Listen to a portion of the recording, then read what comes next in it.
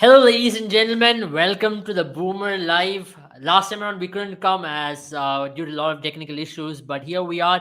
India have leveled the series in Nagpur, and on the other end in Karachi, England are on the verge of taking the lead 2-1. So, lots been happening in cricketing world. Yesterday, you saw one of the most finest innings by a batter. It was Babar Azam and Mohammad Rizwan, the two exemplary duo who took Pakistan home to level the series. But one day later, it has not been their day. So that's cricket. Cricket is a funny game, as you all know. Cricket is a good leveler, and sport is a good leveler. So here we are to talk to level things up and to analyze and break down how things have been in the cricketing world, especially India, Australia, and Pakistan versus England.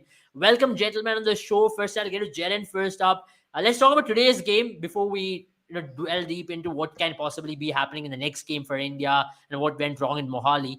Jaren, what a game of cricket that was. Though it was the 8 over thing, I think there's certainly an opportunity for a new format to be started because there was a lot of action all around.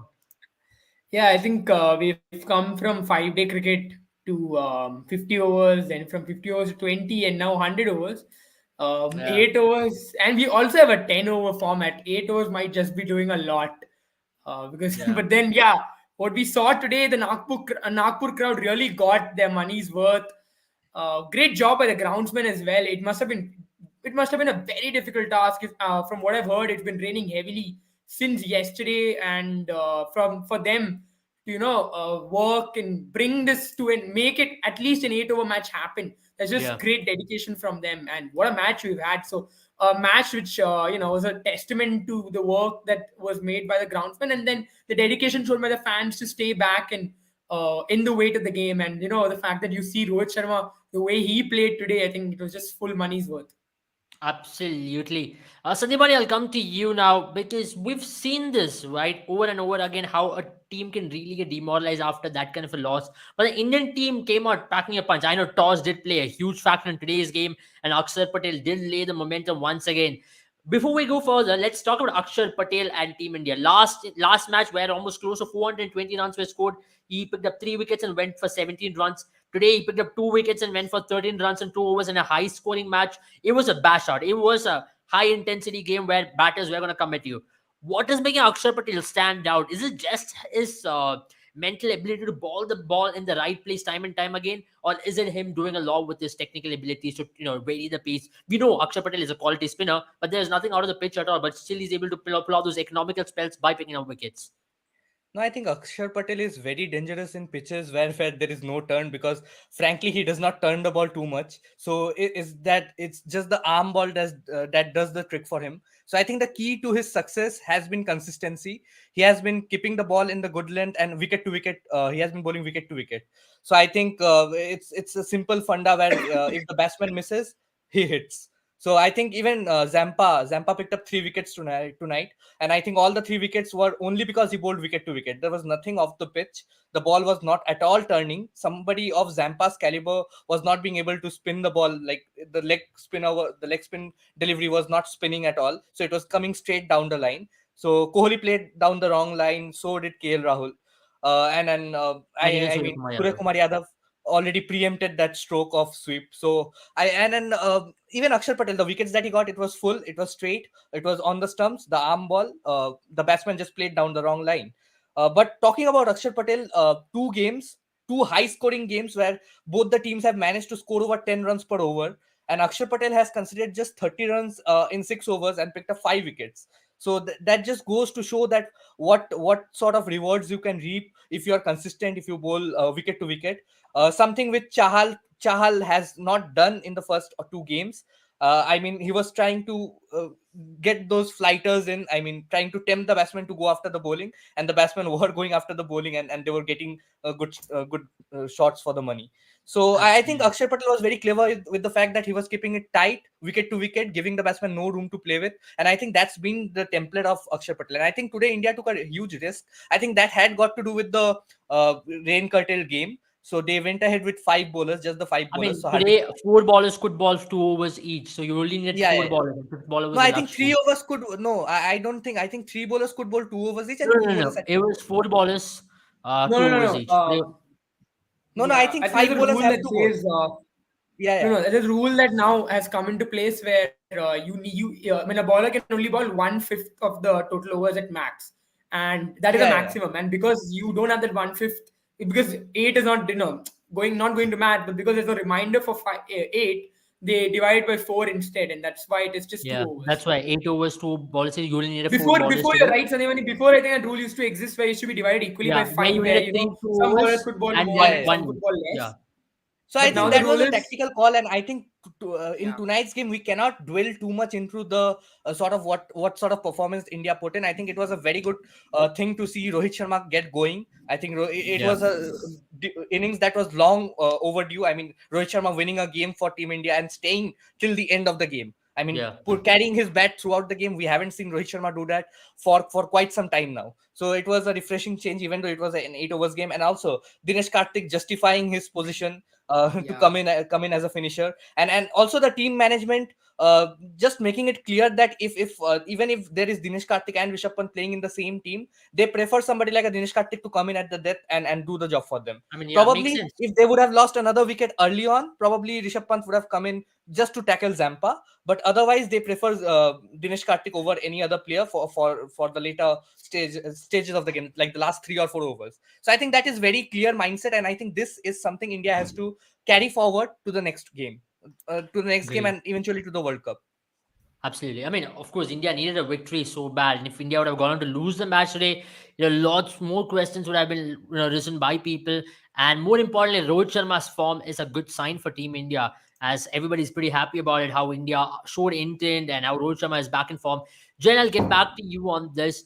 For Rohit Sharma, you all know the talent he's got. He's a fine player, but then he's become a scapegoat for the intent which India has chosen to play, a template of cricket which India has chosen to play, where India were looking to attack from the word go, where Rohit Sharma also was falling prey to it. I can't say falling prey to it. He's a captain. He wanted to lead the way, to set the template for others to follow, and he was falling to it. And as we all spoke about in T20 cricket, it's no more the big scores. It is the impact what you make. But Rohit Sharma still wasn't able to make the impact. There's a school of thought who still believes that if Rohit Sharma can stay in the crease till 15 overs, he can create a larger impact than what he's creating with his 20s and 30s, and which is actually true, which makes a lot of sense. If Rohit Sharma stays in the crease for 30 balls, what he plays, he can definitely score more than 70 odd runs. I mean, that is That true for all the top order batting that India has. I mean, if any of the top three or top four goes on to play till the 15th over, I think India will look well on course to score yeah, in excess of 200. I mean, I absolutely, I think that agree is with just you the on that. template of the team. Yeah, truly. Jen, I want to ask you on this. Should Rohit Sharma really, mellow down slightly, considering that he's got a larger impact if he bats like this? Because today also you saw he was hitting those sixes, but then he was not going berserk. He was picking up those singles. He was finding the gaps because he's got the best talent. He's one of the most talented batters out there in the world. You will. I can't define it even more than that because he can pick up the ball from the ballers and even earlier than anybody else. So should Rohit Sharma slightly mellow down, considering he can play a larger impact for the team, like an innings like today? Um, I think Abel, for me, it's just, I mean, for me at least, there was no lack of intent. Probably what I saw from Rohit Sharma was maybe better shot selection, and I felt Rohit Sharma over the years in his career has been slightly guilty of picking the wrong shot and the wrong ball, and that can happen Yeah, as well when you're going all out. But for me, I feel, with this team, we never question the capabilities of players like Rohit Sharma, Virat Kohli to play knocks like these, right? I think the issue has been with the Indian team is the fact that when Rohit Sharma or Virat Kohli sets themselves up, takes those 20, 25 balls, set themselves up. Sometimes a good delivery or a bad luck or a moment can change the game. And when a player has taken, let's say, 25 and scored 35, 25 balls and scored 35, and then they suddenly lose a wicket, and then they're suddenly out, then that kind of drains the momentum.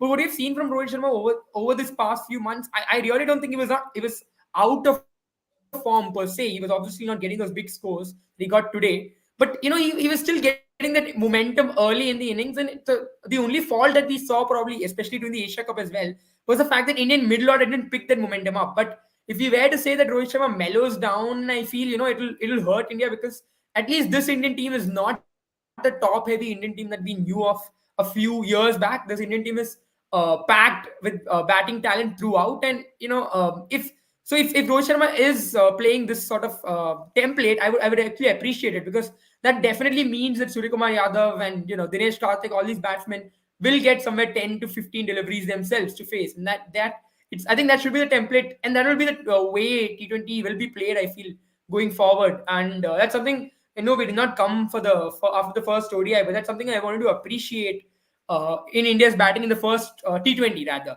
In the Yeah. first T20 as well, India's batting did exactly the same, right? There were equal contributions throughout. Makes I sense. mean, Absolutely makes a sense. And few one of them needs to missed out, understand but also that in this era or this kind of generation of yeah, T20 cricket, you won't and have everybody performing in every game. And I think You even only need two you're two not gonna players. see regular 50s in T20 cricket anymore. At least the way T20 cricket is now progressing, I think you'll probably see I mean, there'll come a time when you'll start appreciating regular 30s and Hmm. regular 25 plus scores, because I And think 50 is becoming very I difficult to also score. think consistency will should be taken out of the window because one match you're going to score a Yeah, good yeah. 50 or I think 100. now consistency is not in terms of average; it's in terms of strike rate, and that's where the pundits should start thinking in that direction. I feel many pundits have been criticizing the Indian top order.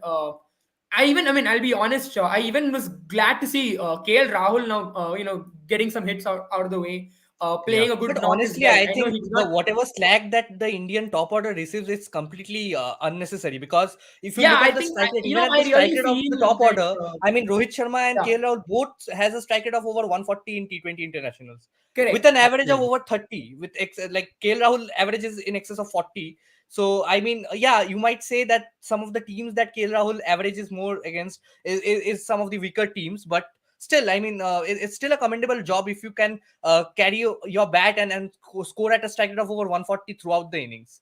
Yeah, I mean, and our criticization of KL Rahul was the fact that he wasn't showing any intent. Today he did. Yeah. I know he only played 10 or No, I 6, think, but but he KL showed Rahul some not showing intent. intent was in And just the first two games of the Asia Cup. But I think after that I he mean, I has. think Kerala has come good pretty yeah, but well, then after especially that, we in the stopped Super facing Force game. any.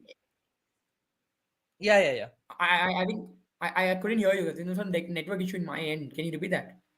I mean, I was just saying that KL Rahul has come good since that game against Pakistan in the Super Force. He's been showing very good Yeah, intent. he has, and I think he came out in the press conference as well, leading up to the series, that he's been now working on his strike rate. So strike rate is pretty not so much overrated by him anymore.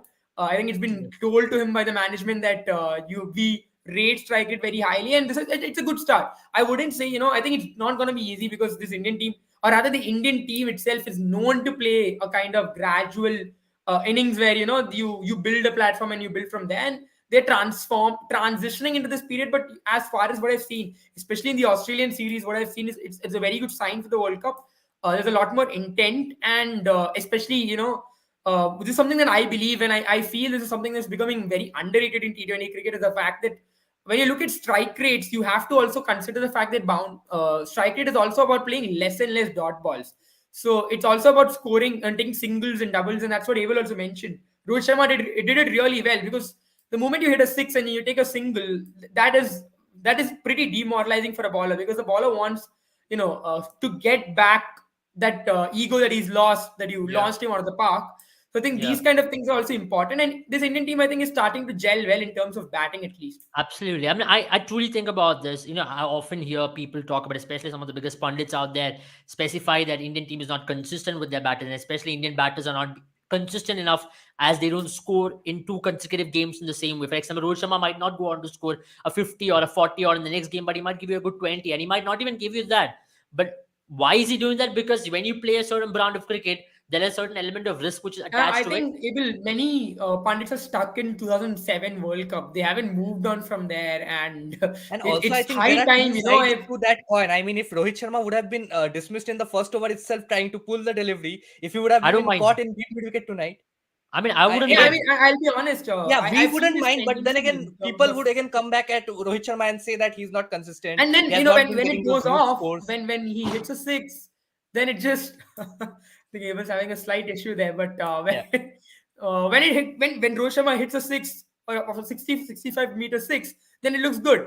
But if the ground is bigger and he gets caught, or if he top edges it, which is a very good chance, it happens But in I think the cricket. ground was the ground was big enough tonight. I mean, it No, was no, no. My point definitely being bigger the than the fact, Mohali Sonyaman, innings. is Yeah. that my point being the fact that if it goes off, it looks good and Yeah. people If it does appreciate not, it. it does not look good. Yeah. Yeah, and for example, Definitely. I today, mean, right? Today, everyone will yeah. be appreciating the fact that Rohit Sharma had an intent, he played aggressively. But imagine if he had gotten out, let's say, 10 balls earlier. But I Then we put think like this again should be Rohit the Sharma is not template playing what going he should forward. be. I mean, India has sort of Yeah, adapted a good batting and approach. I think I mean, even in go hard Asia at the Cup bowling for when the we were first not, 6 overs, and if one of the openers is settled by then, or even if one of the top three is settled by the sixth over, he'll just continue to rotate the strike. The new batter will come in and go after the bowling. And again, at yeah, the and I end, think I even mean, both the even in players will Asia go after the Cup bowling. where we did not do as well in terms of middle order, we still ended up at scores of 170 plus, and the only reason Let's for be that was the honest. start we To be got. very frank, Asia Cup it was played in UAE, and you need to also respect the conditions over there. I thought Yeah. 180, 170 was very good scores.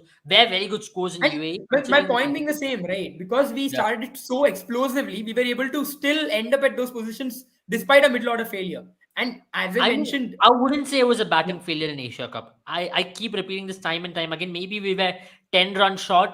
That's all what we were ultimately. If you look back No, at I things mean, in the middle hindsight, order did not do what they were supposed to do in yeah, the Super 4 I games. understand that. But in T20 cricket, you will have to say that this will happen. I We are mean, playing a we certain had brand of two cricket. bad It's going games to and we happen. were knocked out of the tournament. I think that is going to be I don't think that we didn't was lose what because of happened to our India in batting time and 2021 World time Cup as again. well. I mean, I'm going to Yeah, make it very honest with you. We did not lose because of our batting. We lost because of our bowling and our inability to pick up wickets in the middle yeah. overs and our inability to close things off in the but I death. mean, there was nothing in the pitch. So in the second innings, it was I mean, not at all helping the pacers or spinners. I mean, it was people were finding to it be very very difficult to frank, sort of, yeah. yes, and Dew does play a big part in that part of the world, and also batting second becomes considerably easy because initially I've also always mentioned that the pitch is slightly tacky in UA, then it gets better to bat on. So Yeah, that was an advantage, and the toss was a factor with it. You know, if when definitely. we talk about stats and when we talk about it, when almost out of 29 games, when 27 of the times a team chasing has won, it speaks high volumes of how it has been done. And only two major finals out of three major finals, two teams have defended. That's only in final. I think it has to do a lot with a final and the The pressure pressure and of the final, yeah. I mean, that's all. Otherwise, it is much easier to actually chase down in those conditions. But even India, I would say in the last game, you saw we did not lose because of our batting. We lost because of our bowling, and it's been a glaring issue. But let's talk about one of the biggest positives today. It is definitely Jasprit Bumrah is back in the team, and he did ball pretty well. I mean, I know he went for 20 odd runs in 2 overs, but in an 8 over game, you would still take 20 odd runs in 2 overs. And he was back. He was bowling in full tilt. The pace was up there, and especially with his variations as well. He looked very confident, and that ball to Aaron Finch was just Yeah. amazing. Uh, Sanjay, coming to you, how big a positive is it for Team India, especially now leading into the World Cup, that your ace bowler, who we were searching, who we were missing throughout the Asia Cup, who we missed in the first T20, is finally back, and now Bhuvanesh Kumar also can actually have a sigh of relief because he doesn't have to bowl the 19th over maybe. Now Bumrah will take over the just Yeah, I think that responsibility of sigh bowling of the relief 19th. is bigger from Rohit Sharma's end because he doesn't have to throw the ball to Yeah. Bhuvanesh I Kumar think the again. sigh of relief is bigger from Rohit Sharma's end, and definitely I think it's a great positive, a great plus point for Team India that Bumrah is back after a long time. I mean, he had played just the 3 games in the last 25 T20 internationals for Team India. So Yeah. and we are so close to the T20 World Cup now. So after this game, India just has 4 T20Is left before the 2 warm-up games that they'll play heading up to the World Cup. So it's high time Bumrah returned, and India were desperately wanting somebody to bowl out in that death overs because clearly Harshal Patel is struggling. One huge cause of concern for me has been Harshal Patel's bowling. Um, I mean, he was he we can understand that he was coming back from an injury in the first game. So that sort of bowling, but this is the second game, and yeah, okay, on an 8 over game, you would definitely take 20 to 25 runs in your 2 overs, but he went for 32. And Matthew Wade was finding it very easy to hit him in the last over, which was really concerning for me. Because if you think about the other bowlers, I think Hardik Pandya bowled that first over, he got away. Akshar Patel bowled brilliantly. Bumrah and Chahal did a good enough job. I mean, Bumrah did a fantastic job because he was mixing up his length. The batsman was finding it very difficult to predict what he's going to bowl. But for Harshal Patel, I think just the 2 Yorkers that he nailed in that last over, Wade could not get under it. But other than that, he hit him for 3 sixes in that over, which is very Absolutely. concerning. The slower ball is not I working mean, for even Harshal last Patel. match, let's not talk about today. Even last match, that Yeah. 21 run over did give Australia the momentum. If you look in hindsight from here, I know Bhuvanesh Kumar's And over went for honestly, I 15 odd think runs. Mohali, the grounds were a bit shorter in dimensions, but No, I don't tonight we think. had a I bit. think Mohali ground is the biggest in the country. I don't No, think but that. tonight's I think it was a fair enough ground. No, I mean, I think 75 today's to ground is 80 shorter. meter. Nagpur has a 60 odd meter boundary. Mohali 75 plus No, the meters square boundary on the boundaries are ground. shorter, but I mean the the mid wicket On the B. to the V region boundaries, that is, I think, good enough. Like the size was good enough, and I think You saw today's how pitch the was, runs were also yeah, scored on today's the pitch was quiet more way. like what we will get in Australia. It will be very good to bat. Probably not not so the ball will not come so nicely to the bat, but still we'll get a true pitch in Australia, and the ground dimension is good enough. So I think, I mean, Harshal Patel, if he had to make a mark, it had to be in today's game, and probably he has another game in Mm. Hyderabad. I mean, So yeah. I mean, I mean, similar time sort is of running out pitches. for Harshal Patel as well because you have an Arshdeep Singh who's knocking on the door, and Arshdeep Singh has done nothing wrong as well. He's been in very good form whenever he has been given an opportunity, especially towards the latter end. And we have Harshal Patel for the reason that he can finish things off for Team India, especially in the death. But Michael also has asked a question as to what is the ideal bowling attack for Team India leading into that World Cup. And you, from 1 month from today, you're going to be playing Pakistan in that big World Cup game in Melbourne, and you need your ideal bowling lineup. You need to have a bowler who is having proper role clarity. If it is Arshdeep and Bumrah, they're going to be bowling towards the back end, then Bhuvneshwar Kumar bowling up front. Because you don't want to be giving Bhuvneshwar Kumar that risk of bowling in the death. Because I really don't think he's got the confidence to do it. And today he was dropped also for the very reason that India does not believe that he's got the confidence to ball in the death. And today's game being a bash out, if he would have gone for runs today, it would have even dented his confidence even further. So, Jen, my question to you is Bhuvneshwar Kumar, of course, we see him in the plans for that first game in Melbourne. But at the same time, do you at least use him after 15th over? Because at this point, it's not the Bhuvneshwar Kumar of 2016 where he can come and close one end up completely. It's a Bhuvneshwar Kumar who's slightly less in confidence. I don't know if it's because of his drop down in pace by 5 kilometers at least compared to 2016 that batters are able to get under him, especially with his full tosses, especially turn his Yorkers into full tosses. And he's being very one-dimensional as well when it comes to his planning in the last overs. He's not bowling those length balls, he's bowling Yorkers which are not exactly landing as Yorkers, which is turning out to be full tosses. So then my question to you is, can Bhuvneshwar Kumar be your ideal man in the death overs? Now going ahead. And Jen has got some network Yeah, I issue. think from Yeah, go ahead. Yeah, Jen, go ahead. Um, I think he's facing some issues right now, so I'll come to Sandeepani meanwhile. Yes, Yeah. Sandeepani, go ahead. No, I think definitely India has to look beyond somebody like a Bhuvneshwar Kumar when it comes to death overs bowling, because they have talents in like in that death over phase. They have somebody like a Arshdeep Singh, Bumrah, Jasprit Bumrah, who is back, who can nail those Yorkers, and even Harshal Patel. Like just before his injury, I think Harshal Patel was doing a good enough job in the death overs. I mean, there were instances where he was a bit like caught off guard with his slower deliveries. The batsman was just waiting for the slower delivery and hitting him out of the park. So a bit one-dimensional, one might say. But then again, he's coming back from an injury. I would really like to see how Harshal Patel goes in the next 4 games, because I think he's going to play all those games. Even if Arshdeep Singh makes it back to the team, I think Bhuvneshwar Kumar will get a rest, or somebody else will get a rest in the South African series. So Yeah, Bhuvneshwar Kumar is definitely, not there in the South African series. yeah, so definitely for me, Jasprit Bumrah, Harshal Patel, and Arshdeep Singh gets to play in the next 4 games. And for the Melbourne game, I definitely feel Bhuvneshwar Kumar will be in that team, because he has done a good enough job. When he came back in 2021 after being written off in 2019-2020, when he made that comeback in the international side, I think he was spectacular. He had improved his pace. I think he has increased his pace by some margin. Not the Yeah. Bhuvneshwar Kumar we knew of in 2016-17, but he was getting his pace back. We all know that Mm. Bhuvneshwar Kumar has been his career has been halted with injuries, but he Yeah, was coming absolutely. back. He was bowling at good pace. He was nailing those Yorkers. If you just take you back to last year, probably in December, or probably the early phase of this year, Bhuvneshwar Yeah. Kumar was coming in the 19th over, I mean, I 17th would over, doing say a decent so. job. There are two things to Bhuvneshwar Kumar's bowling, right? At this point, when you go for a lot of runs in the death, because if you look at the last 3 games when he has bowled in the 19th over, he's gone close to 64 runs. 64 runs I mean, not 19th over, 19th, 16th, and 19 overs and 1/16th overs, which is Yeah, yeah, exactly death overs as we call in international cricket. In those yeah, overs, he's gone close to 65 to 70 odd runs. And yeah. that's just in 64, I four guess. overs, Yeah, right? 4 overs, yeah, you're going more than 16 runs per over. That in itself is very concerning.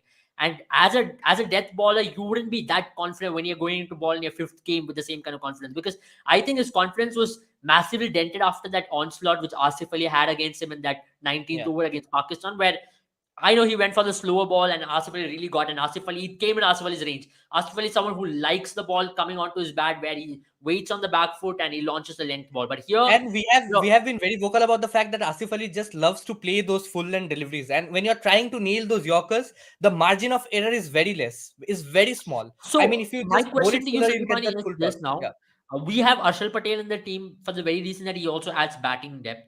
And we have Bhuvneshwar Kumar is not the old batter, right? Bhuvneshwar yeah. Kumar can't strike the ball 120. Whenever Harshal Patel has been given an opportunity, he at least strikes the ball. Even in the last game when he walked into bat, he scored those vital 8 runs. And if you look in the context of the game, those 8 runs were valuable. You needed those Yeah. 8 runs to at least get to a total of 200, where we felt like we could take the match to the last over. And And he that was batting striking the depth ball is, cleanly. I mean, in the first game itself, that six that Maxwell saved, I think yeah. Maxwell went on to save 5 runs in that Yeah, with absolutely, that absolutely. throw. And that plays such a big that play a factor as well if you look at it in the context of things. Definitely, yeah. Minute things does play a part in a larger context of a T20 game. But I'll come to you, Jaren, now as you're back.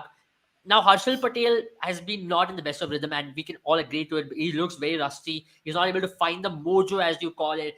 With bowlers like Harshal Patel and Dwayne Bravo, you need that mojo, and especially the bowlers who rely a lot on change of pace. And in especially T20 cricket, they want that rhythm going for them. They want the ball to be released out of the hand pretty well. It is the same thing when we talk about a spinner, but they're also fast spinners, as I would call it, where they land the ball in that, where you have the loop and where you beat the batters in the air. For Harshal Patel, that is his strength. But he's not been able to find it. He's been trying to ball the Yorkers, which is landing into full tosses. He's getting tonged over the point. He's getting tonged over mid on, over mid off, and that's been a case with Harshal Patel at this point. And he's just been 2 games old after his comeback. But do you see Harshal Patel starting for Team India? Because we all were of the opinion Harshal Patel should start because of his batting depth. So would you compromise your batting depth for a bowler like Arshdeep Singh, or would you say I'll drop Bhuvi and I'll stick with Harshal Patel and maybe bring someone like Arshdeep Singh? That's also what Kapil Verma is also intending to, I believe. For me, if Harshal Patel doesn't do well with the ball, then I personally feel he doesn't deserve to be in my team, because you need specialists in T20 cricket at least. I understand we'll probably lose a batter, and that might hurt the Indian team at some point in time. But Harshal Patel is going to be not coming into bat as much as he's going to be bowling for the Indian team. And that being said, you need him to do really well with the ball. Even if he gives you 10, 15 runs with the bat, you'll still consider it as bonus in comparison to what you'd probably expect him to do with the bat. With the ball. With that being said, I feel you shouldn't drop Harshal Patel at this point in time. Give him all the matches that he has till South Africa series. If he's not doing well, because I think Bhuvneshwar Kumar is resting in the South Africa series. So anyway, you will have to play Yeah. Harshal Patel. At this point in time, don't drop him. Let's see how he does. If he's not coming back to form at all, he doesn't look like he's regaining his confidence till South Africa series. Then I feel in that case scenario, then we can go with Arshdeep, because frankly at this point in time, if just by going at form that they're showing on the grounds, Arshdeep Singh is looking better. But that being Yeah. said, Ashwin Patel is coming back from an injury, and if we give that I berth also to KL think, Rahul, Jaren, as you mentioned regarding this, because with we Bhuvneshwar should Kumar, give what that we get is berth that, to. yeah, right. With Harshal Patel, what you get is him bowling in the middle overs and trying to pick up wickets, and also to ball well in the death. And with India in the last 4 games at least, the reason why we got knocked out of the Asia Cup and the reason why we lost to Mohali has been the death bowling issues. If you have Arshdeep Singh and Bumrah to ball the last 4 overs, teams could all of a sudden look and be like, oh my God, we have to face, a barrage of Yorkers and change of pace, and these two ballers can be really tough for us to even to get away with. Sandeep, my question to you is the same. When you have Arshdeep and Bumrah in a team, it becomes a potent bowling attack towards the death. And doesn't that make India much more dangerous to actually finish things off? I know we've been critical of Team India, but we've not been having Bumrah, and we've been having Arshdeep, and one end we're not having. It's not the same old Bhubaneswar as well. So now when you have two potent death bowlers like Arshdeep and Bumrah to finish things off for Team India, it really covers a lot of issues for Team India, isn't it? Yeah, I think definitely. I've been very vocal about the fact that I want somebody like a Arshdeep Singh and Bumrah to be that bowler for Team India that can end the innings for you.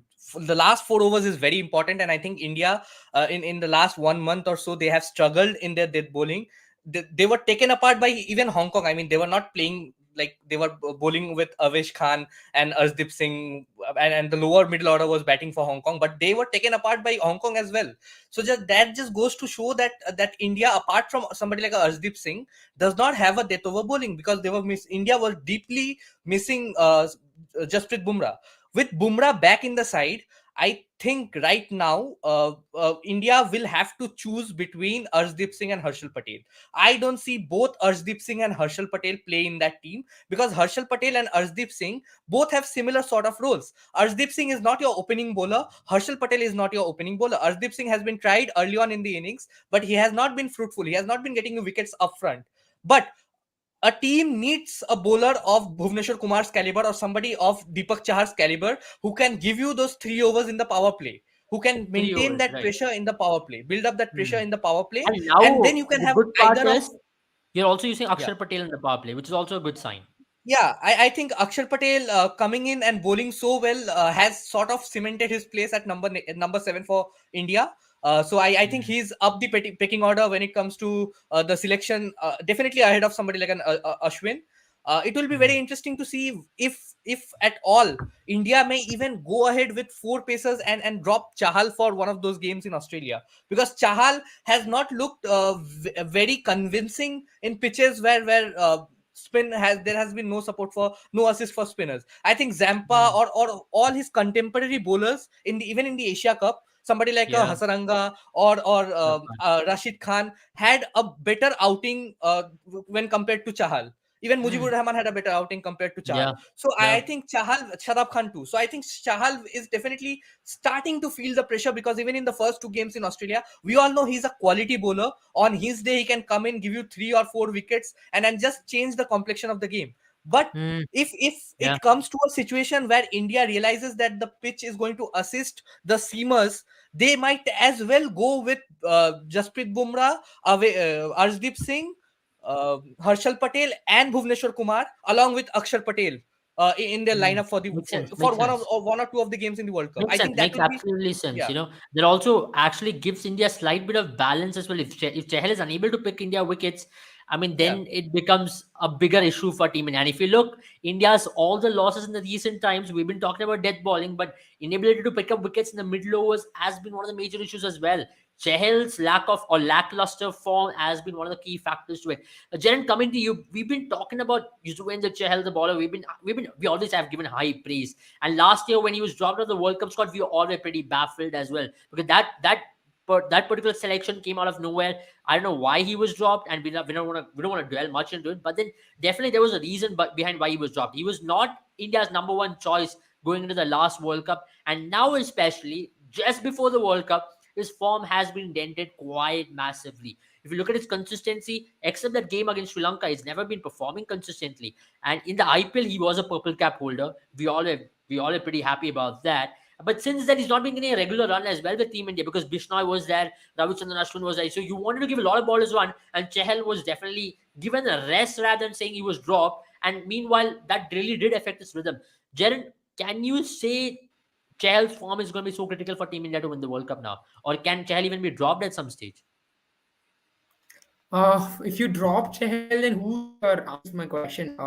You probably have a Kuldeep Yadav waiting somewhere to get a call up, but he's not been in the selectors' minds at all. He's not played any series for quite some time, I mean, I don't except mean for drop him from the he's been playing in the squad, B team. but drop him from the playing 11. I mean, in terms of Yeah, yeah. So maybe, I'm as coming to that, Money right? mentioned. I am coming to that. So then, where I mean, my question is, if not Chahal, then whom do you go to? You obviously won't have one spinner. I feel somewhere, you have the two spinner formula that India always applies.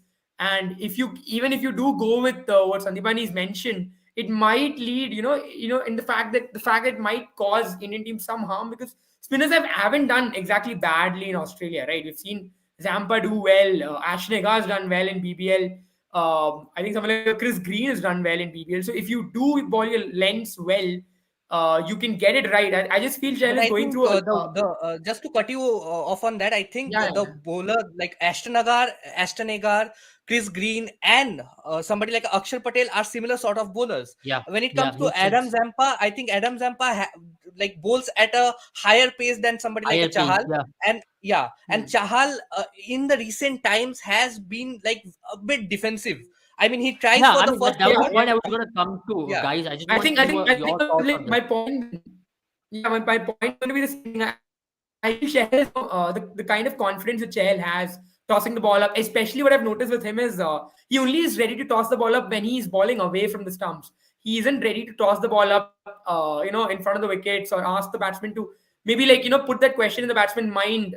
There could be a googly coming here or a leg Hmm. spinner coming in here. Whenever he's tossing the ball up, he's tossing the ball up as a leg spinner and he's just tossing the ball wide outside off stump. So the batsman knows Hmm. it's going to be a leg spin and it's not going to be anything else because if you're gonna ball a googly wide outside off stump, batsman is not gonna find it's not gonna be a challenging ball at all, right? And he's Yeah, gotten a lot of wickets doing that in the IPL, but the reason he did that was because he was making sure he was bowling stumps to stump and at one delivery, which is mostly the either the first or the second or fifth or the sixth, depending on how the batsman progressed in the over, would be the ball tossed outside off stump. But because he's gotten so makes much sense. Yeah, success, I feel he's been trying that again and again, and he's yeah, not realized why that ball was working. yeah. Now I what I mean, to be see, very he's trying to fair bowl a to lot more him, sliders. He's yeah, yeah. My point is yeah, being. I just finished that point. He's bowling a lot more sliders when he's on the stump. Either he's trying to yeah, bowl the ball quicker or he's bowling a slider, and that is the reason why he's becoming so predictable. And Chahal, at the pace he balls, cannot be as predictable. The reason why see Akshar Patel also today, what he did smartly was the fact that he varied his pace. Right. For yeah, example, the way he got Glenn Maxwell. It was not just the fact that it was the one that came into him. It was the fact that it was yeah. slow. And by the time Maxwell had played his shot, he could have maybe even turned the bat back and played the shot again. That's how slow the ball was. But that's what Akshar Patel is doing really well. So maybe what Chahal needs to do is maybe take a leaf out of Akshar's book and start being a little bit more unpredictable. It's not like Chahal has done badly for us in Australia. So Chahal can do well Hmm. in Australia. I just feel he's a bit underconfident, and you're right. He's being very defensive right now. I mean, true. I mean, it also has to do with the baller's morale. And Chahal, when he is in good rhythm, he always looks to toss the ball up even more on the stumps. And his pace varies from 70 kilometers per hour to 90. That is his range of pace. And whenever he tries to ball stump to stump, that's where he gets a lot of wickets, especially in IPL as well. He tosses the ball up where it takes the batsman off. He tries to drift the ball slightly away from outside leg stump, brings it and lands it on the leg stump and takes the ball away. Or for a googly, lands it right outside the off stump by tossing the ball up. His pace range was always 75 kilometers to 84 kilometers. That was where he used to pick up a lot of wickets. But recent past, I think the last 4 to 5 games, he's been balling in that mid range of 90 and 80, 88 plus to 95, which is so unlike Chahal. And does it have to do a lot with a bowler getting hit, or does it have to do a lot with him not getting enough backing? Something I want to ask you that, because whenever you have given him enough backing, saying that you go for 4 sixes and over, but if you can pick me up 3 wickets, ultimately you can still do that. And that's one thing which we saw with Rajasthan Royals as well. They were ready to concede. Chahal considered one of the most number of sixes if you look in last year's IPL, but he was the leading wicket taker as well for Rajasthan Royals. So when you have a leg spinner, you need to understand that you might go for 4 sixes, you might go for 40 odd runs. And he considered what Hasaranga and Chahal were the two ballers who considered most number of sixes in last year's IPL. And but still, they were the two most leading wicket takers. Ultimately, if you look at the order of the wickets, purple cap leaderboard or whatever it is. But why isn't Chahal given the same kind of confidence over here? Because he's got that ability to toss the ball up and still pick up wickets time and time again. But he's not able to do it. Why is that? No, I think he has been getting enough backing from somebody like a Rohit Sharma. I think Rohit Sharma, even in Mumbai Indians, he had somebody like a Rahul Chahar, whom he backed dearly till 2021. So and even even Krunal Pandya, I mean, Rohit Sharma does not shy away from giving spinners a ball in, I mean, I think he is given the freedom to concede 3 or 4 sixes in 1 over, provided that he is picking wickets for the team. And I think if you consider Chahal's bowling in the last, from the Asia Cup till now, he has got his quota of 4 overs more often than not. Even in the last game against Australia, I think he bowled 3 overs and he was brought in to bowl that last over. So Rohit Sharma was just relying on him that probably he can just trick or do something, figure something out and pull that game out for Team India. That was not to be the case. But I think he has been getting enough backing from the management and Rohit Sharma. It's just that he is not in the right form right now. Like, he's not in the best of forms. He's trying to be a bit too defensive, according to me. I think he has to be aggressive. I think he has to have that. He has a lot of faith in himself. He does not have to bowl I mean, outside, I so had to way ask you guys outside. this, and there's something that came to my mind suddenly. I feel now that Chahal has become the senior pro, with the ball. Before he always came. He was always a second spinner. or at least not as relied upon by the captain. I feel there's a certain baggage in his mind. Whenever he isn't, he's afraid of probably going for that 35 plus runs anymore. He doesn't like that. But That's one anyway, thing I he's feel Chahal considering is afraid 35 of. plus runs in all the games. Might as well bowl aggressive You and know Yeah. So why my point Ashwin is was dropped from the trying team? to trying to I'll stop. give you a simple answer on this. You know why Ashwin was dropped Yeah. from the team? Because of the same Yeah, mindset. I'll exactly. genuinely That is say. my point as well. He's going on the same trajectory. Ashwin's become a lot more braver now. And I think somewhere Chahal is being worried that Ashwin has because I realized feel it. what's happening is he's going for runs, so he's trying to defend runs and being by being more predictable. Right. Today's what you saw all the wickets that Zampa got. The way Zampa did get hammered. For example, the way Kohli came after him, right? The first ball that Kohli came after him, Zampa could have been just like Chahal, become a little bit more defensive. But what Zampa did was just flight the ball even more. And that tricked Kohli, right? Because the way Kohli got out was not because of turn, was because he missed the ball in the flight and then just played on the wrong line. So I Yeah. think Chahal needs to realize that he's going away from his strength and needs to come back. Someone needs to go and tell him that he's trying something that he isn't.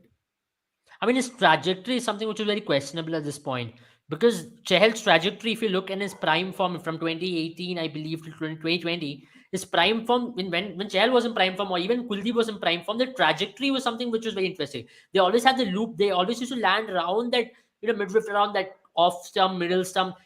If at all they were going for runs, they still used to be on the fuller side. But here, Chahal has yeah. also been on the shortest side, which is quite surprising for me. Chahal's lengths have been severely affected. And that's one thing which we've seen of Chahal whenever he's been out of form. For example, 2021, the early part of 2021, where he was replaced by Rahul Chahal, Chahal used to be slightly on the shorter side. His pace was not there. And one of the reasons why Chahal was also dropped from the team was because he did not have enough pace variation.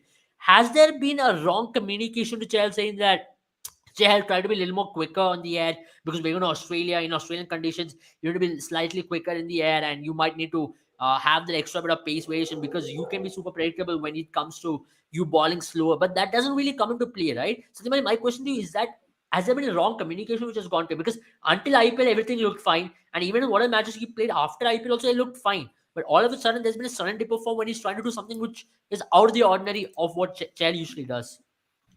No, I think it's just that in after the IPL he was fine, and just when he started to perform badly, like he performed, he did not get wickets in one of those games, and then in the next game he tried to sort of do something where he gets wickets, and it was just that phase of 2 or 3 games where he did not pick up enough wickets.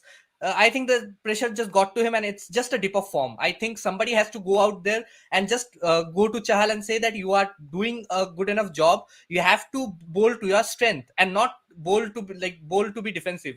We don't want you to go for 24 25 runs of 4 overs and not pick up any wickets for us. We want you to go for 40 45 runs in every game, but pick up 1 or 2 wickets in those 4 overs that you get. You just entice the batsman, bowl wicket to wicket, not even wicket to wicket, just keep an aggressive line and length. He's bowling way outside the off stump, and then like you mentioned, I mean, whenever he has been going like getting hit for a six or a boundary, he has been bowling. The next ball is bowling like he's bowling a bit short, which is something which we did not see from Chahal in the past. This is something that we are seeing, and this I can only sort of understand this as a reason of pressure. I mean, it's just the pressure that is getting to him, and it's been a slight dip of form as well. So I think both combined, he has been feeling a lot of pressure, and yeah, I mean, also the fact that Akshar Patel is doing so well, the other spinner, whoever is playing along with Chahal, is doing a good enough job. Ravi Bishnoi got that game, he bowled fantastically.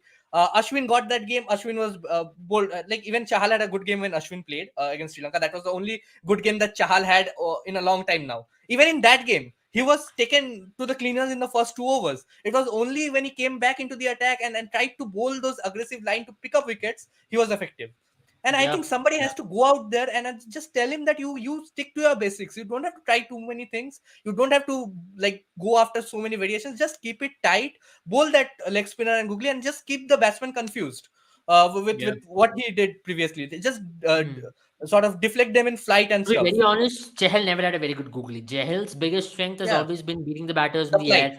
and bowling the Yeah. good lines and the pace. Pace variation has always been Chahal's biggest strength out of everything. From a ball which he balls at 84 to next ball he balls close to 72, 73. It's always tough for the batter to clear you because you are always in a chance because of his extra bounce what he's generating out of the loop. There's always a chance of him top edging. And if you look at all of Chahal's wickets, it's never been LBW or bowled. It's always been, top edging and you getting caught on the boundary. And that's also because of the reason that Chahal deceives the batters in the air and you don't get the connection out of it. Jared, now coming to you, let's get past it. Now, if you talk about the other side of the spectrum for Australia, they came out, with a statement in the Mohali game where they were like, we're going to attack from ball one. And for example, Cameron Green, who's not even part of Australia's squad for the World Cup, he played a blinder of a knock. Today, I wouldn't really rate the player of Just the to week mention, today. I spoke about Cameron Green not being a part of the Australian side before the T20 because Yeah, I was very surprised because Cameron Green has been one of the most commendable players for Australia across all formats in the last 3 or 4 months. So, excluding him from that World Cup lineup does not make any sense to me. And I yeah. definitely feel that he's going to come in as a replacement for one of the players. I don't know If whom, at but all he's there's an going to come in. opportunity which opens up. Yeah. But Jaren, now for Australia, they are pretty clear. They're going to take one way, which is to hit and hit and hit and hit their way out of this. And they're pretty clear. They want to use that template and they've got the firepower, they've got the resources to use it as well.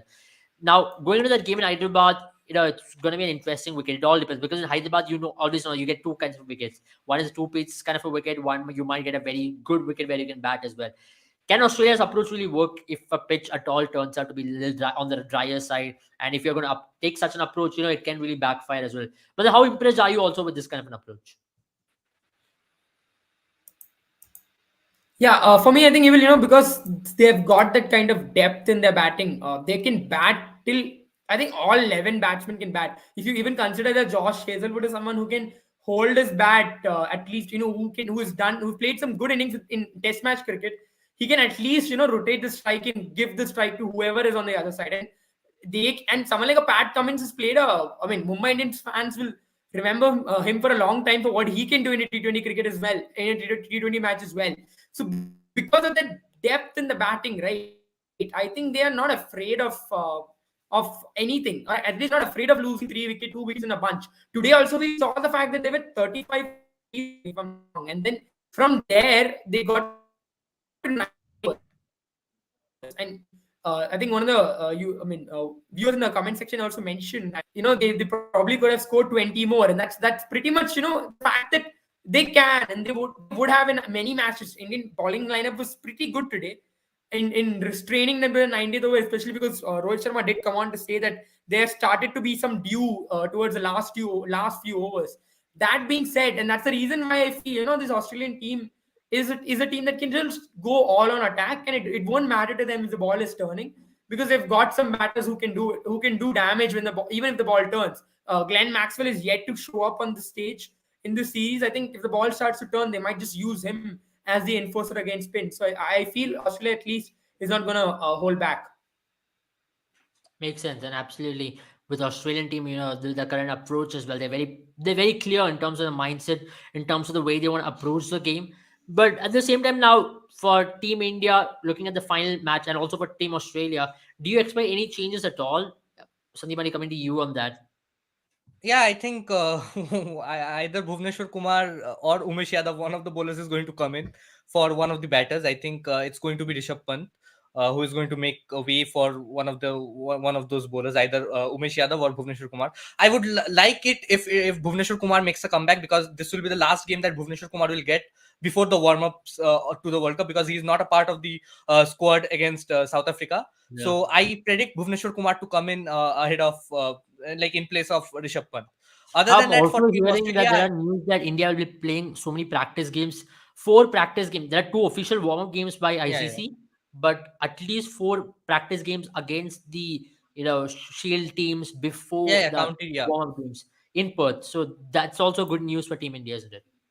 Yeah, but having said that, I mean, you would like to leave the team in the international side on a good mark. I think Bhuvneshwar Kumar will not be happy leaving the side after the performance that he did in the last game. So I definitely think that he's going to get a game in the last T20I against Australia, Yeah. and I think that will be the way to go for Team India as well. Rishabh Pant Mhm. will have to make way. And I would really want to see Harshal Patel playing all the 4 games that India plays leading up to the World Cup, because the only place of concern, I don't think India is going to drop Chahal. Honestly, I don't think Bhuvneshwar Kumar or Bumrah is going to make way in the first game itself. So Bhuvneshwar Kumar, Chahal, and Bumrah plays. So India has to choose between Harshal Patel and Arshdeep Singh. And Arshdeep Singh will be back in the squad for the series against South Africa. So the 3 games where both Harshal Patel and Arshdeep Singh will play, it will be important for Rohit Sharma to utilize the bowlers according to their strengths and not according to match situations. I mean, for a change, India should not look at like using Arshdeep Singh upfront early for 2 overs. They should stick to somebody like a Hardik Pandya bowling. I won't mind Hardik Pandya and probably Bumrah bowling 1 or 2 overs upfront, because we know Bumrah is going to bowl in the death overs anyway. I would really love to see Arshdeep Singh and Harshal Patel bowl in the death overs to get an estimate of how the team is forming up. And definitely, I would like to see how Harshal Patel and Arshdeep Singh goes on in the middle overs, because I clearly think that Arshdeep Singh is not a new ball bowler. Even if he is in the team, I think they'll have to stick to Bhuvneshwar Kumar, Jasprit Bumrah, probably Akshar Patel, 1 or 2 overs of Akshar Patel and Hardik Pandya in the power plays for me in the World Cup. So for me, Arshdeep or Harshal Patel, whoever plays, will bowl 2 overs in the death and 2 overs in between overs 6 to 15. So that will be very important for India to decide and to sort of have a clear mindset on this side to the team, because I think Dinesh Karthik has proved himself ahead of the pecking order, ahead of somebody like a Rishabh Pant and Deepak Huda when it comes to the pecking order with this performance, Yeah. and also his performances in the past. And I think right now Akshar Patel is clearly leading ahead of Ashwin. So I think for now the only spot that bothers me, and India are still pretty confused. They don't have any clue about the third pace option. So it has to Yeah. be either Harshal Patel and Arshdeep Singh. I think They by have the to end of the figure that South out in the African next four series, at games. least you'll have a better idea. If Arshdeep Singh goes on to have a very good South African series, then you can possibly narrow it down on Arshdeep Singh being the third Yeah, yeah, pacer yeah. and Arshil Patel Yeah, being his because we replacement. have to fear to Harshal Patel as well. I mean, he was also coming back from an injury, and you have to understand you have to give 1 or 2 games Yeah, just to absolutely. You get need to them you need going. to play with all 4 games. That's otherwise it's Yeah, totally yeah, yeah, yeah, unfair. definitely. It's way too early to judge someone like Arshil Patel as well, because you know what And the quality he Australia, I plays think with. they are going to go in unchanged. I mean, they have the right combination. I think I love this combination more than. I mean, yeah, definitely Stark will come in for the World Cup. Definitely Stark will come in place of some either Sean Abbott or Daniel Sams. But I really love to see Sean Abbott. I am very impressed with Sean Abbott. I have said that he has been making the rounds. He has bowled Yeah. spectacularly well for Sydney Sixers in the Big Bash League over the years. He has been very effective in the Shield for Australia.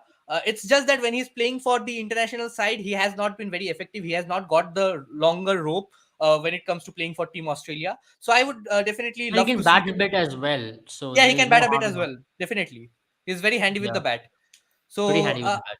I think definitely Daniel Sean Abbott ahead of Daniel Sams. So if Mitchell Stark comes in, Daniel Sams has to make way for Mitchell Stark. Makes sense. Makes absolute sense. Jaren, I'll come to you now because we've got an interesting question as to does pace matter at all in T20 cricket, because it's an interesting question because of the reason that we do need pace at some stage, but at the same time, it is not all. We've seen often that, for example, if you talk about Pakistan team, right, they've got abundance of paces who ball 145 plus, but today they've considered 220. Yesterday they considered 198 plus, and we've seen that with Australia. So someone like Sean Tate, he was considered one of the quickest ballers out there, but he used to always go for 45 plus runs, and he was never effective at all. So does pace really matter in T20 cricket? But now with the kind of variations here, with the line of lengths here, I think it's more length based, it's more variation based, isn't it? The T20 cricket, the game also has evolved in such a way where pace has become the easiest thing to bat out in T20 cricket, at least. I think in T20 cricket, if you're asking about pace, then the most wickets taken by, I mean, a bowler is someone who does not have much of pace or who's not a pace merchant at all.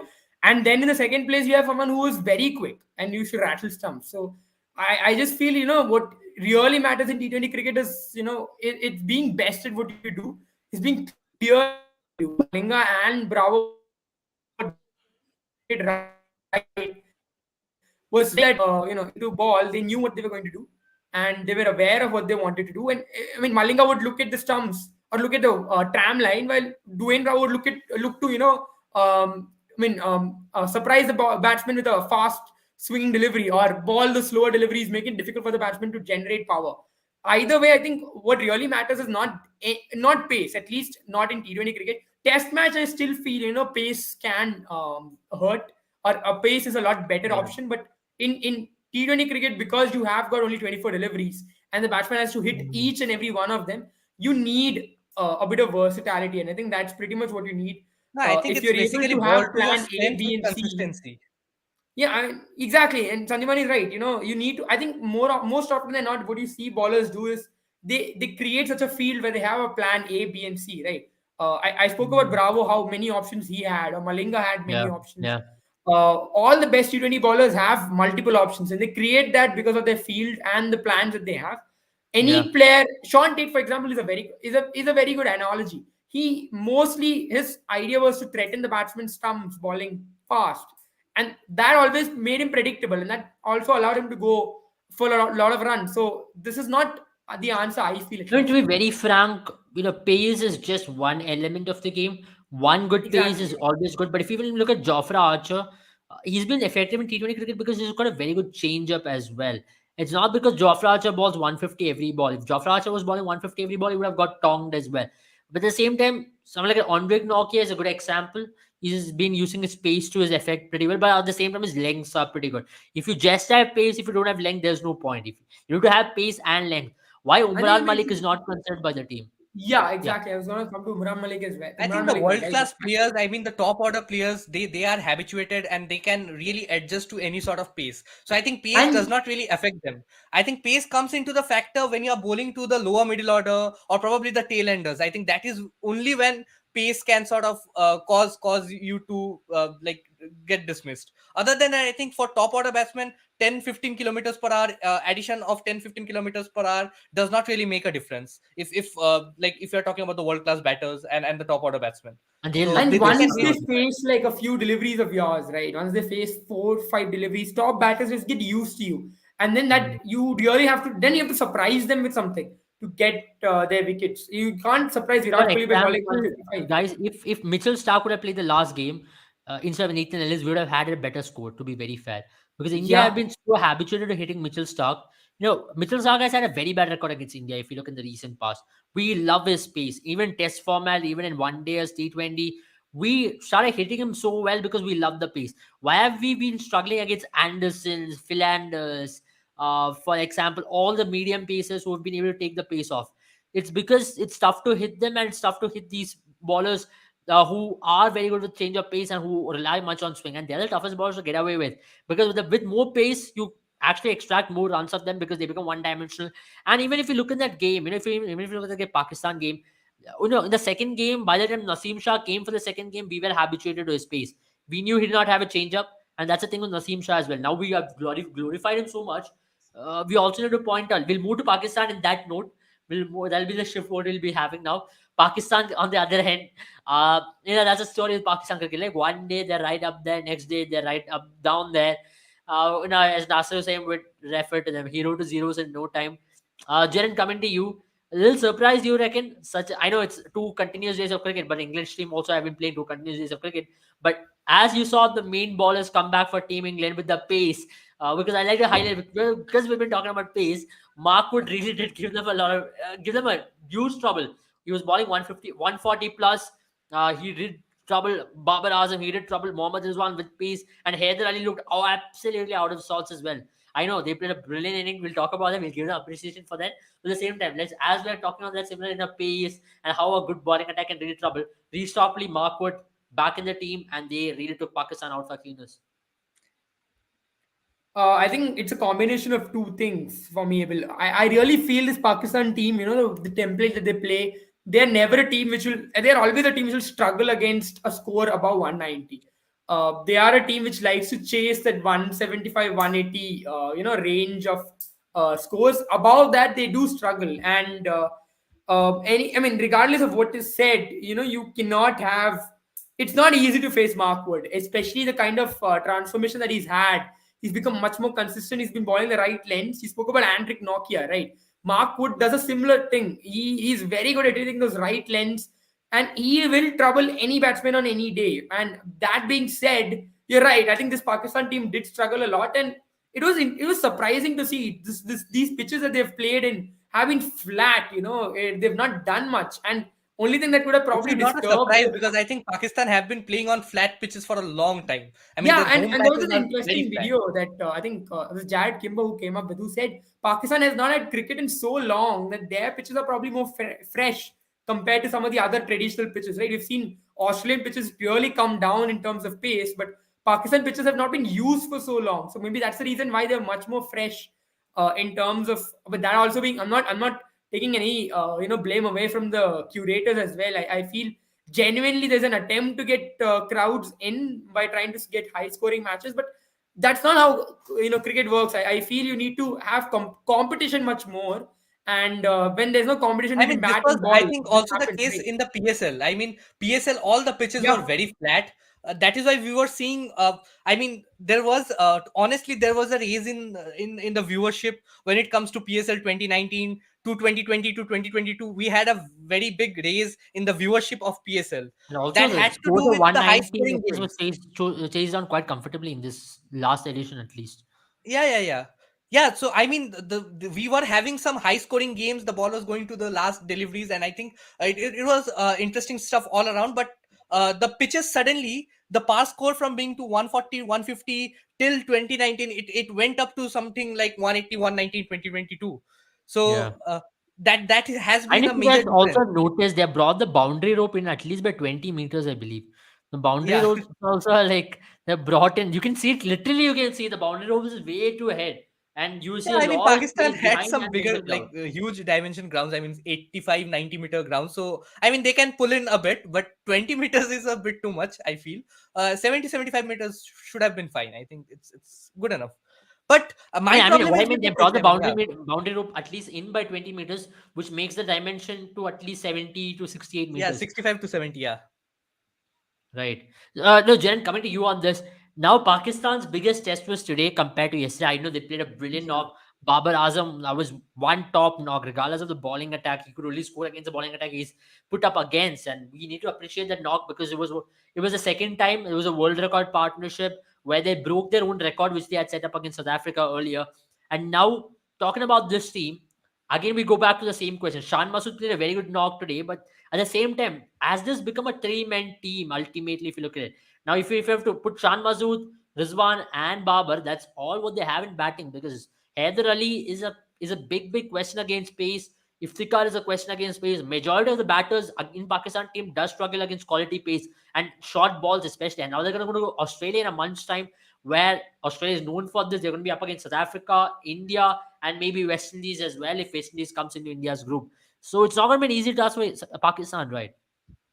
Yeah, and I mean, I'm just going over the wickets, the way wickets fell, and if you look at it, Mark Wood got Babar Azam with the ball that rushed him. So I mean, I think only Rizwan is the one who got up to an off cutter. Everyone else struggled against pace, the one that rushes you on and hits that bat sticker, and that's something that they are going to have to look into. That's what we discussed as well, right? We spoke about how maybe Pakistan going into this in this tournament should have probably played one or two matches at least away from their home ground, away from their comfort.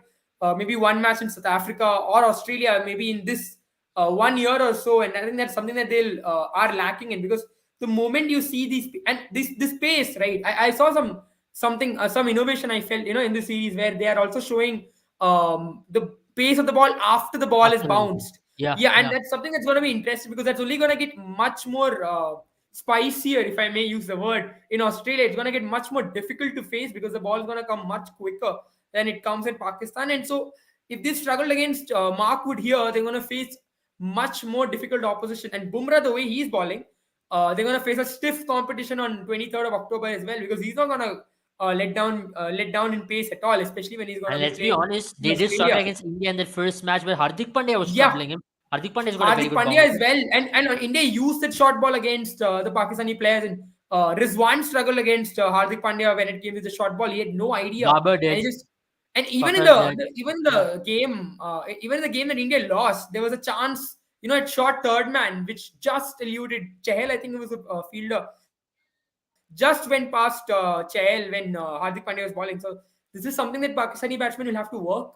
They will be going to Pakistan. I hope at least what they have to do in the training camps is to work on this because if England has taken any inspiration from this, is to ball short at Pakistani batsmen. And yeah, absolutely. But Sandeep, now talking about Pakistan team as well, because this is not this was a very easy English team to beat at their own back end. I know you had a comprehensive win yesterday, but being 2-1 down in a series And I against think this English team, I'll just add one point. When I asked one more question, I'm so sorry. Whenever this right? team loses Babar and Rizwan, till maybe and in before like the sixth over, then this team really struggles. They need either Babar or Rizwan to bat till the 15th over, and that is just expecting a lot in the kind of format that they are in the T20 Yeah. format. And to be very honest, I don't think yesterday's game should be a benchmark. I know the world went gungo over that the partnership with Babar and Rizwan had, but then you need to remember the bowling attack which was in the pitch, which was in the conditions which were in. It was totally different. I am pretty sure if the conditions and if the bowling attack was any I different, mean, they would there was have no really Mark struggled. Wood, there was no Topley. I mean, England are not even playing their full strength squad. I I mean, mean, that's my question as this well. is the Will third strength Pakistan be squad, really and that disappointed at two this the point? two main bowlers were not playing. So I mean, yeah, Yeah, I understand. I remember there's no Chris Wokes as well in this lineup, and their main bowlers are Yeah. still out of the action. So this is not a complete English squad which is even taken. And when it comes to batters, they don't have a Butler, they don't have a Liam Livingston. Bairstow is out injured, so this is not a full strength English squad. But still, they're 2-1 down in this series. Is this something Pakistan will be really worried about? Because if they go on to lose the series, there'll be big questions. I know one game covered a lot of holes, but that one game was really detrimental for this team because their middle order was not again tested. This is an opportunity to test your middle order where your middle order is not tested. You're still happy about Babar and Rizwan scoring runs. They'll score in 1 out of 4 games, but they're not going to score every time. And that's where Pakistan's biggest problem lies in. no, I think if I was in the Pakistan management side right now, I would have dropped Babar Azam and Mohammad Rizwan to see how the other 11 players are going. The middle order, I mean, Pakistan does not have a good middle order. I mean, they are not tested enough. Uh, Either of Babar Azam or Mohammad Rizwan goes on to play till the 15th over. They have been very consistent across all formats, especially in the T20s. I mean, again, Mohammad Rizwan is one of the best players in T20s right now. Babar Azam, well, he's in the top five as well. So I mean, it's a very good side when you compare, like when you talk about the Pakistan team in their backyard and losing to, like, not losing, I mean trailing to England 2-1 after 3 games in a series at home before a huge multinational tournament. I mean, it is very sort of worrying signs for Pakistan. If I'm in the Pakistan camp, I would be very worried because you just take out Babar Azam and Mohammad Rizwan from that lineup. You are going to Australia where you are going to face difficulty playing because I like we have seen even in the Asia Cup and prior to that as well, this Pakistani team is not a good player of pace bowling. I mean, even Fakhar Zaman, when he was in the side, he used to struggle to pieces as well. The short ball gets to them, good pace gets to them, and I mean, in their league, in Pakistan's league, they'll have to face India and South Africa. I mean, Rabada, Ngidi, Enric Norkie coming in at you at 150 kilometers per hour is going to trouble your batsmen. If you are facing trouble against bowlers like Mark Wood and Reece Topley, I think it's only dangerous roads ahead. And for me, I would personally want somebody like a Shan Masood to come and open the innings for you, or somebody like a Haider Ali to come and open the innings for you. I want to see what Pakistan does when they are taken out of their comfort zone. I think Yeah. these 7 games, 7 matches were a chance for them to try out their playing combination, the other 9 players that are in the team. Because we all know Babar Azam and Mohammad Rizwan are very consistent. They'll get you those runs, but they are not going to score at a brisk pace. And what will happen when both the batsmen fail? Pakistan have the worst sort of records when their openers don't get going. And it is a very worrying sign for them because this never used to happen to Pakistan previously. They had Yeah. one of the I best mean, the middle order batsmen. good thing for Pakistan is they're playing India in Melbourne and they're playing South Africa in Sydney. Two grounds. I think Melbourne will be slightly tough for Pakistan compared to Sydney. Sydney is still a flatter ground where you don't Yeah. get that kind of a bounce what you get in a Melbourne or in Perth or in Gabba. So that's But where I mean, Pakistan is slightly tough. Rabada, Nigidi, and Enric Norkie are world class bowlers. I mean, they are going to definitely face the problem, But Sydney is especially. still Sydney. It is not Karachi at the end of the day. So Yeah. they're Yeah, It not is going to still I manage it. Sydney, agree. and we all saw how they struggled in Dubai against India when they were bowling really short to Pakistan. They Yeah, really found it very difficult to get going. And yeah, once one of those two openers gets out cheaply, I mean, this Pakistan side has been in all sorts of bother. And this is something which we did not see from Pakistan previously. They had the best middle order. Somebody like Yunus Khan, Inzamamul Haq, Mohammad Yusuf, Shoaib Malik. I mean, I'm still baffled by the fact that Shoaib Malik is not finding a place in the team. He's completely fit. Just just ask yeah. him to like be a Understandable. part of your squad. And I know they've got a lot of floaters, but then these floaters are not going to take you out of the hole. I know Nawaz played one good knock, but he's not going to take you out of the hole And all ever the And since time. that, apart from Nawaz has been Harry put in Stock that and position again, Shaheen and Shah he's never Afridi, I been able think to even do the it. pace attack is very inexperienced.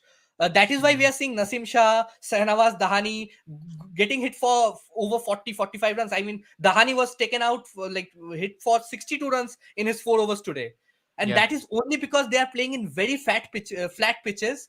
I mean, I don't Where mind the bowlers going for runs, but then, Jaren, my question now to you is now for Pakistan cricket, there are larger glooming holes than if you talk about any other team because their batting order after number three is just nothing but a lot of chaos. They have no idea whom to send. No, I know there is still a role clarity as to who's going to be a designated finisher in terms of Asif Ali. Shadab Khan can be used as a floater, but then these guys are not experienced enough in a T20 game where you're under pressure. Maybe you're three down in the power play, maybe they're not good enough to take your team out of a hole in a crunch situation against a top team, isn't it? Yeah, and none of all of these batters are batters you bring in your 17th over, 18th over. You hope they come in the 17th and 18th over. That is the reason why this team needs someone like a Rizwan or Babar to bat till the 15th, 16th over, because no one else can hold this team together, or at least no one else is raise their hands up when the two openers have fall. The moment the two openers fall, then you've seen these players play rash shots or just completely look at sea. They had no idea what to do now, how to rotate strike. Asif Ali is, I think, for example, Asif Ali has been someone who's been criminal in terms of this. He's been very bad at rotating strike, and that's something that's very important when it comes to middle overs. If you don't do that, then the run rate starts to fall off, and your overall strike rate starts to fall off. And the reason why It's like the my camera. singles and doubles are so important is because they're much less risky, right? And they give you that kind of reward as well. I mean, I understand you don't have to take singles and doubles every ball, but if you take singles every ball and then you hit one boundary, you have 9 runs without taking much of a risk. I And mean, that's the I kind of batting that understand will that in still get you Pakistan's some. top three, there is no complaint on them. They've been just amazing throughout the last couple of years or more. But at the same time, the over reliance can always be a tough thing. For India, we've seen that in the 2019 World Cup. We were over reliant on our top three. Rohit Sharma went on to have one of the best World Yeah. Cups, but still, that only helped you to reach to the semi final. It never even helped you to reach to the final. When the cards fall, it falls in a flock where you're going to be in complete mess. You saw in the Asia Cup final as well. Sandeep, now my question is just on this lines. Can Pakistan actually take the approach of playing a quicker brand of cricket? Because that can be really detrimental as well. Yesterday, a lot of people came out saying that this is what Pakistan is all about. You people have been criticizing. But then I thought yesterday's game still did not do any good for Pakistan team in any way because however we even tested a middle order. Today was a proper test. Today was a I mean, proper test. everybody We has started been off with critical first about their like the run rate at which they go, the openers and the number three batsmen, the run rate at which they go, and everybody has been critical about the fact that their middle order has not been firing. And in yesterday's game, we saw neither of the like whatever Pakistan were facing difficulty in, they are still facing the same difficulties in the topics that they were facing yesterday as well. So I think yesterday's game did them no good. I mean, it was good for Babar Azam's confidence. I mean, he had a very bad Asia Cup. He started off with a 31 run knock. So, I mean, that century, that 110 runs of 60 odd balls was very important for his confidence to be back.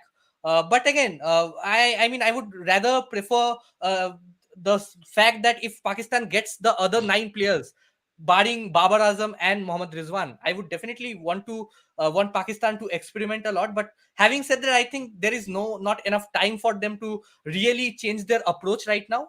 I don't think they are going to change their approach right now because they have led up to this T20 World Cup in all their games, even though they have played in subcontinent conditions in UAE and in Pakistan yeah. only. But they have still maintained this approach where they have one of the two openers play a steady knock, play a knock throughout the innings, and then somebody will come in, the middle order will come in just to go after the bowling. And I Makes think sense. that is something that is, I am not sure that will work in Australia, but it's too late for Pakistan to change anything right now. I think they can just better it by giving a chance, giving more chances to their middle order. I would not mind somebody like a Shan Masood and or a Haider Ali opening the innings for Pakistan. I want to see how they go when Mohammad Rizwan and Babar Azam is not there to protect them, or is not there to take the team out of trouble. The bowling Hmm. is okay. The batting is where, I mean, even the bowling. We all know Pakistan has a very good pace attack with Shaheen Shah Afridi coming in. Will have some good experienced and inexperienced bowlers as well, who have been doing well across all formats. Not all formats, well across all the competitions that they have played all across the globe, especially in Yeah. BBL. I mean, Mohammad Hasnain has a very good record in BBL as well. But my concern is the batting and the middle order. What will Pakistan do if their top order does not perform? Is the Hmm. biggest question, and I think that is they have to answer that very quickly if they have to make it to the even to the knockout stages of the T20 World Cup in Australia. Yeah. Jen, coming to you now. Now let's move to England before we end the live. Harry Brooks, what an year he's been having with the bat. We also saw that in the India series how he's got so much of potential. Can he be the like replacement for Johnny Bairstow at number 4 for this English team in the World Cup? I think you'll obviously be missing someone like a Johnny Bairstow because any team he brings in a lot of value to the team. But what Harry Brooks has done is he's infused this fresh blood into the England team, and he's someone who is a star for the future.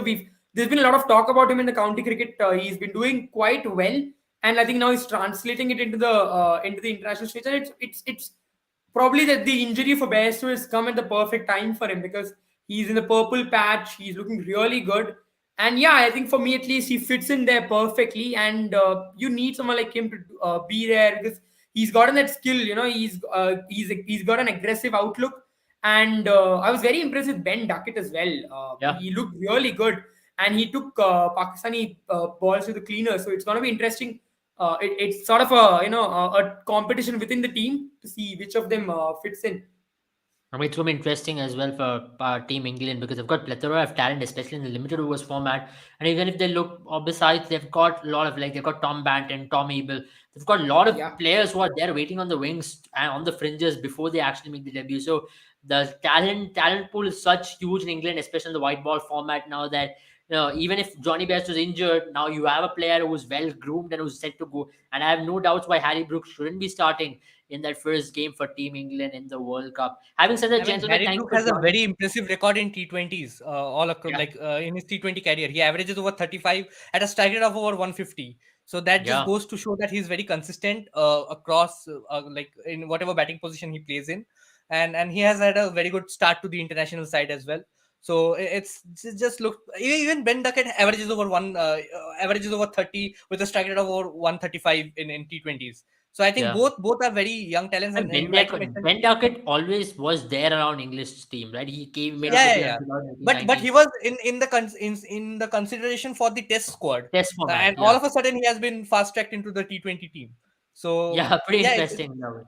Yeah, it's been a case of James Wins as well. James Wins came in test format. Now he's been doing phenomenally well in the white ball format. David Malan, for example, he came in test Yeah. format. Now he's doing well in white ball format. I know there's been a real big change in English setup, especially in white ball. That revolution which Owen Morgan brought out, and everybody wanted to be the part of the white ball setup. That they all started focusing on the white ball, which actually hampered their test format. Now their test format is again rising up. I don't know if that'll affect the white ball, but this series win is going to give them a lot of confidence. And for someone like Josh Butler is also not there. He's yet to come back from the team. I mean, if he's also there in this team is going to be even more powerful if they're going to take field in that fifth and sixth T20 international. It's a long T20 series, but 3 games down, English team is pretty confident. Absolutely. Yeah, and they needed this because they were going through a tough period, in terms of their white ball format. It was not easy, the transition between Owen Morgan to Josh Butler, and the fact that Owen Morgan is not, I mean, sorry, Josh Butler is not here, and this team is beating a Pakistani team which is full strength at their And at home home. ground is Yeah. incredible because Pakistan is an intimidating place to go because of reasons outside cricket. But these youngsters have seized the opportunity, and they're doing well. So I think it's great to see that happening. I mean, I thought you would just say Pakistan is an intimidating place to travel because of the crowd. You had to. other reasons. And with that note, I Well, I think, did not mention what the reasons are. And yeah, of course, there are a lot of reasons which you can think. It's always an open-ended thing. You can think about the food yeah, poisoning. I remember yeah, Alex Sales, or was it, or someone posted on the food last time around during Yeah, PSL. it They did was not like it. Alexis. Yeah. That was Alex And I Sales. think Alexis has been a part of a lot of controversies for no reason. I mean, I mean, Alex Sales will be pretty happy with this series, of course. And of course, yeah. let's talk about Alex Sales in T20 World Cup. I remember it's one of the finest hundreds have come in T20 World Cup in Bangladesh against Sri Lanka, if I remember. So it's a good setup for him. And Alex Sales has got a decent record in Australia. If you have talked about his BBL yeah, record. Yeah, he's one Alexis of the is BBL's an illegal darlings. member of the Sydney Thunder team. He opens the innings with Usman Khawaja. I mean, So I, if you look at it, guys, these English players who have not been part of the English setup, but it's a white ball setup, they've all gone to play in BBL and they've done well, yeah, yeah, pretty yeah. good over there. For example, Yeah, Liam Livingstone, who's out Harry of the Brook, squad. Ben Duckett have all been a part of BBL, and they have been scoring good enough runs in the BBL circuit as well. Somebody like a James Vince as well, Hmm. very important member of Sydney Sixers. So Yeah, I definitely feel that all in all, the English players, even the squad, the bench strength is very good for the England team. It's just that the squad is a bit inexperienced, and with all the retirements and injuries going on around them, it has been a difficult environment for them.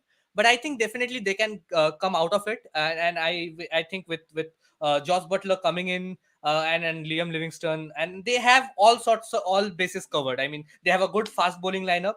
They have good spinners in the form of Adil Rashid, and Moeen Ali can do a bit of bowling as well. And definitely they have a very big firepower of batting talents. I mean, all the players can come in and score at a strike rate of over 150. So I think this is another absolutely. team that you will have to look out for. It's just that due to the circumstances and all the injuries and retirements going on around the English cricket board right now, it's just that they are not considered as a very strong favorite right now. But you never Hmm. know. With this series in Pakistan is very important for them, because nobody is expecting them to win. Frankly, Pakistan playing in their home, it will be a big surprise Yeah. if England manages to pull off a series win in Pakistan in T20s with the Still, side that they Pakistan are have the taken to favorites. Pakistan. I would say still Pakistan are the favorites to win Yeah, the yeah, series. Pakistan are the clear favorites. Still, Pakistan are the clear favorites to take it 4-3 or 5-2. I mean, even we Yeah, can expect a 4 game win streak for Pakistan, because they are very accustomed to the conditions. Number one, number two, the English squad is not the full strength squad, whereas they are yeah, playing a full strength Pakistan squad in their backyard. It is yeah. very difficult to get wins, and I'm very impressed by the fact that they have won 2 games. I would have been Hmm. impressed if they would have won 2 out of 7. They have won 2 out of 3, which is a spectacular job given the team I mean, that you they are never know if they go on to playing. win two more. I Yeah, mean, yeah, yeah. that's going to be It is one. it is Uh, going to be the right sort of confidence booster that they need ahead of the T20 World I Cup. love the way how these youngsters have come. Someone like a Will Jacks, for example. What a yeah. game did he have? I mean, a lot I of mean, these Will Jacks youngsters. was not really in the reckoning for anything. I mean, he was really fast tracked to this English England team. Yeah, there's I something mean, about these lads. There's something about these players yeah, yeah. who've been scoring runs pretty well. Having said that, thank you guys for joining. I know it's been a long live. We've not been covering for the last 3 4 days, so we had to do something long, and we were able to cover both the series in equal paramount. And I think both the series are set up so well now. And especially India is going to be playing the decider, and after that they'll be playing South Africa right after that. For England versus Pakistan, they've got still 4 more games to go, so a lot can happen there. I hope it goes down the wire to the decider like it has gone to India versus Australia. But otherwise, if England go on to win, this is going to be one of the best achievements in Asian conditions for the longer period of time. And also considering the squad they've got. But that's the beauty of cricket. When you have no burden, no baggage, you go on to do great things. So good night. Download the app right now. Play all these contests with Boom 11. And also Nations League is going on in football circuit. So this is the opportunity to make your teams and have absolute blast in Boom 11 this sporting season. Have all the fun with Boom 11. The link is in the bio. Click on it and have a good time. Bye bye.